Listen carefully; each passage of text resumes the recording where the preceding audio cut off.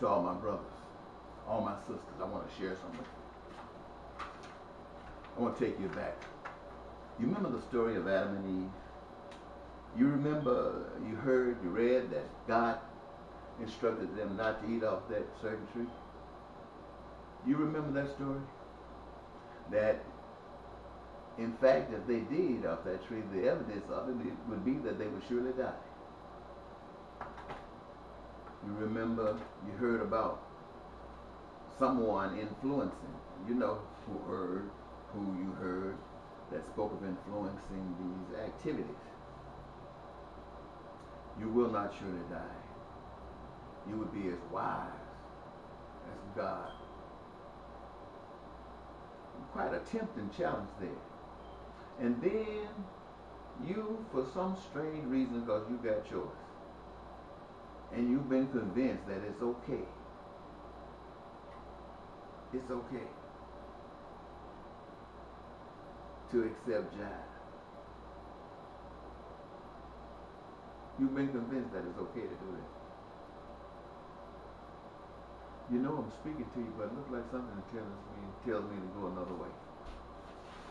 This is what I want to say in a short phrase.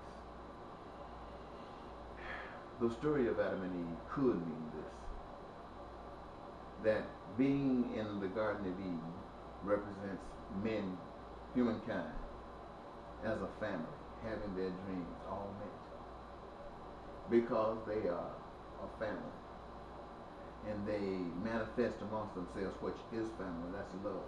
Love and compassion for one another in honor of their Maker. And they all trusted God above any other thought. In fact, no other thought really came, except one day a thought did come. Test of that tree, you would not surely die. And for one reason or another, somebody tested that tree. And what happened? It had influence on others. And as a consequence, men were blind to the Spirit of God, to the Spirit of truth. Why? Because they had violated truth.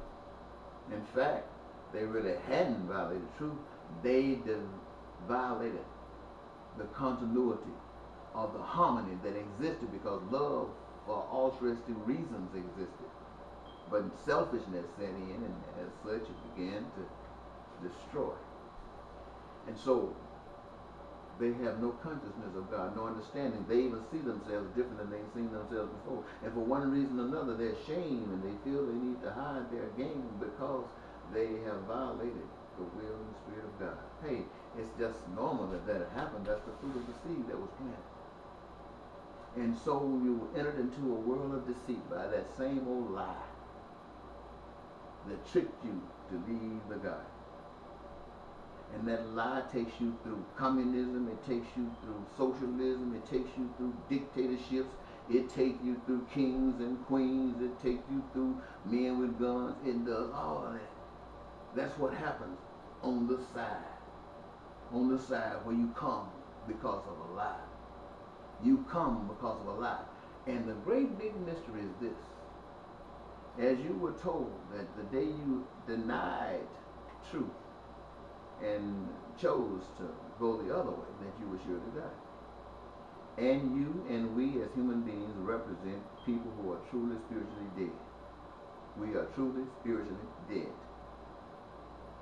And now, in order for us to really get back on the true path of truth, we have to first seek it with all our heart. And our hearts must be pure. And if our hearts are pure, then we will see and understand the wisdom and Spirit of God. And once you understand the true Spirit and wisdom of God, then you begin to see the world for what the world really is. It's a hellhole for those who deny God. It's a hellhole for those who deny God. You have systems set up amongst yourselves that deny your people. You send your people to war to kill people by the millions just for the simple reason of trying to be boss and lord over others rather than respect one another as the Maker has required us to do. And you see the world for what it is. And yet you understand why the world is what it is, because it is denied the truth. They're being deceived. They're being lied to. We, the people, have the power to change hell into heaven if we would.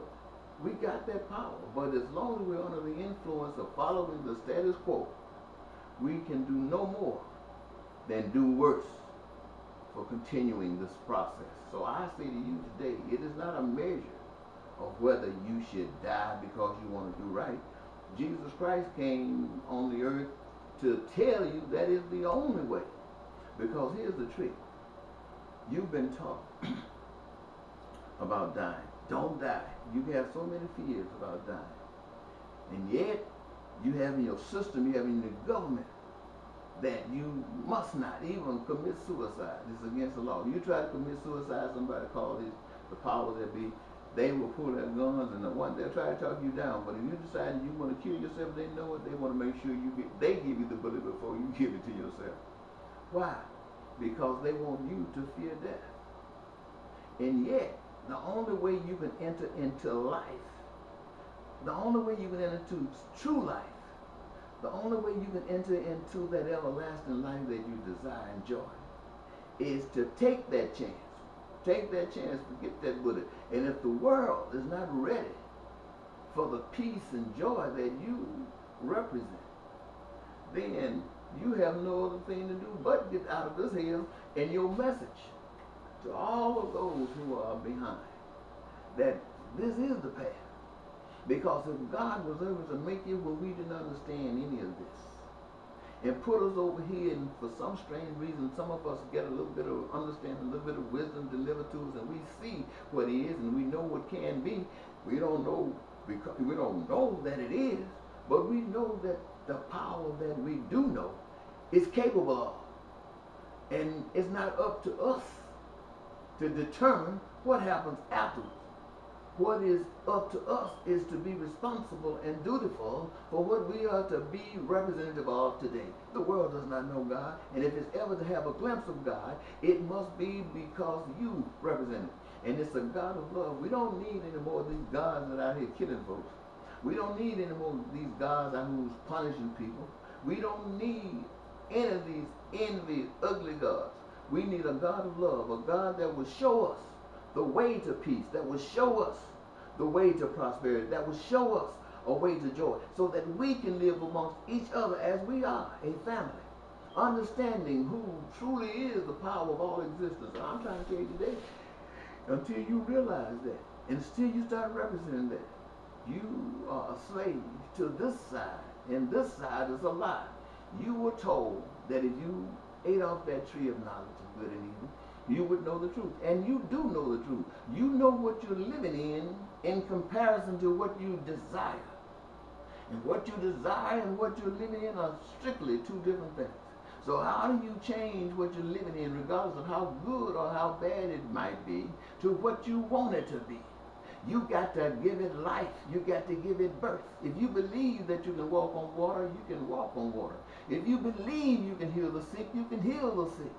But if you don't believe it, your laying on the hand will never move anything. But if you believe it, you see, if you believe it, you become it. So if you believe in God, you become an extension of God. And you cannot live in a world like this. You cannot live in a world where people have their homes taken, where prices are high, and you have stolen people's right to create their own lives and sell it back to them, use them to work and do whatever you want them to do for your benefit, and giving them little handouts so they can do certain things, some more than others. And yet you steal, and they steal, and everybody going along, and the world going up and down.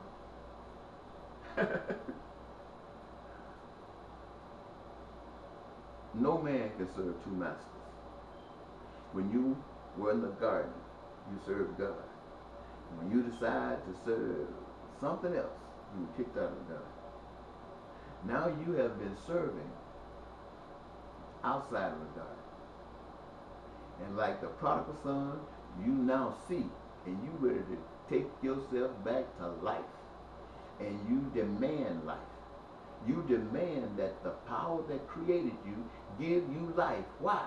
Because you are giving your life for life. Hey, I can't say too much more than that, so I think I'm going to close it there, and I hope you get a message out of it. All right? Until next time, this is Eddie Marcus, spokesman and advocate for basic human rights of all people. Would if you were able to help you, to show you what I have seen. And that's a beautiful society. Beautiful. And you know where I see it comes from? To me, it comes from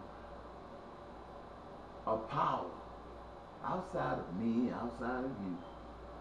A power that is strong in faith, a power that is strong in substance, only requiring of individuals like you and myself to breathe it in, to breathe out all of that filth, all of those lies we have all known so well and used to our benefit and at our demise. We are breathing it out while we breathe life in. And as we breathe life in, like any light bulb taking in energy, it begins to glow and we begin to glow. And people start saying, that person must be from God, because look at what and how and when and where and why that person acts. Why? This because they see the act of God in everything that you do. You are not threatened by anything on the face of the earth. You know the truth. You are not threatened by anything on the earth. Somebody can blow your brain out. You know that. Who cares? In the meantime, you are free because you don't care. And if it does happen, they haven't done anything.